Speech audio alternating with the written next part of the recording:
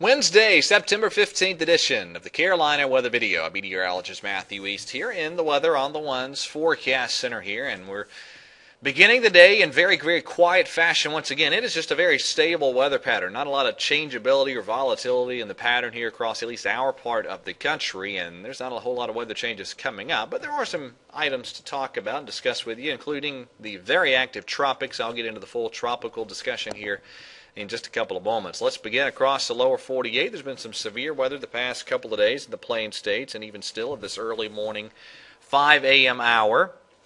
A couple of severe thunderstorm watches up, parts of South Dakota and then in Nebraska and Kansas as well. Temperatures sort of interesting this morning.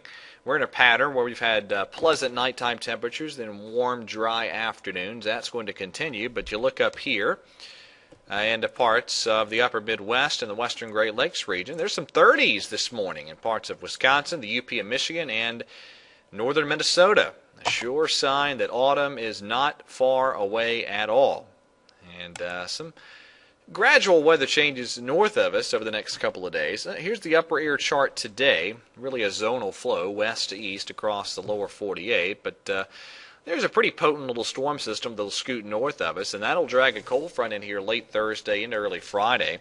But there's just simply no moisture for that front to work with around here. So maybe a couple showers in the mountains and up in the Virginias, but I doubt the North Carolina Piedmont sees any rain at all with that frontal passage.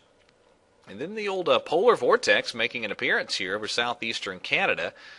But ridging really fighting back against that polar vortex, and so we're really not going to see any substantial pushes of cooler air. We're going to keep seeing very warm and above average afternoon temperatures with some pleasant nighttime temperatures. And in fact, that ridging really holds. This is all the way out to Wednesday of next week, so about a week from now. Pretty good ridging across the southeast, so we'll stay relatively warm and relatively dry as well. This is a look at the GFS this afternoon.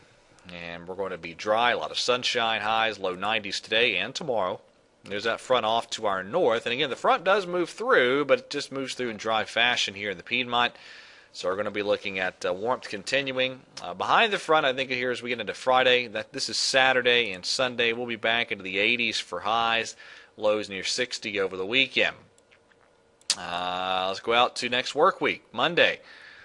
The GFS tries to push a backdoor cold front through here. The European not as excited about it either way. I think we're staying relatively warm. This is Monday, and this is Tuesday of next week. I think we'll be warm and dry, a lot of sun, highs by next work week, probably trying to pop back up into the lower 90s at times, at least early to mid parts of next week. There are some signs, maybe a big trough tries to dig in. I don't know, about 8 to 9, maybe 10 days from now into the eastern part of the country, but a little early for any certainty on that. All right, in the tropics, this is Igor. Igor, a Category 4 hurricane, 145 mile per hour sustained winds. That's down 10 miles an hour from the evening advisory. There's been some degradation here on the western side of Igor, but I still think Igor stays very powerful here. This is the well, let's see, that's actually Julia's plots. Let me see if I can grab Igor's plots. There you go. There's the model charts for Igor. And not a bad clustering there. And this really does still look like it'll have a pretty significant impact on Bermuda. Well, I got Julia's charts all over the place here. There's Igor's charts. And the forecast track from the National Hurricane Center still looks to be very, very close to Bermuda later Sunday. Could still be a major hurricane at that point as well. So Bermuda is the big problem for Igor, or I guess the big problem from Igor will be for Bermuda. But it'll stay well east of the eastern seaboard, aside from some increased surf and really no U.S. impacts at all. But again, Bermuda interests need to closely keep up with Igor. Let's go to Julia. Julia, major hurricane, 135 mile per hour sustained winds, way over in the eastern Atlantic Ocean, looking pretty healthy this morning.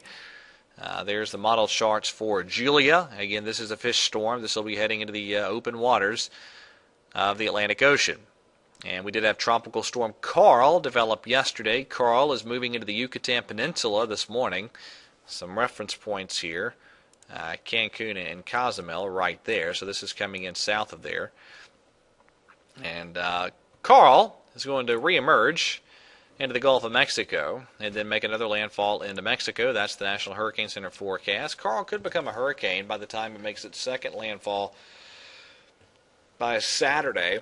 But the general idea here is that even though the tropics are very, very active, the U.S. has been very fortunate and looks like it will continue to be with Igor, Julia, and Carl. No U.S. landfalls from any of those systems.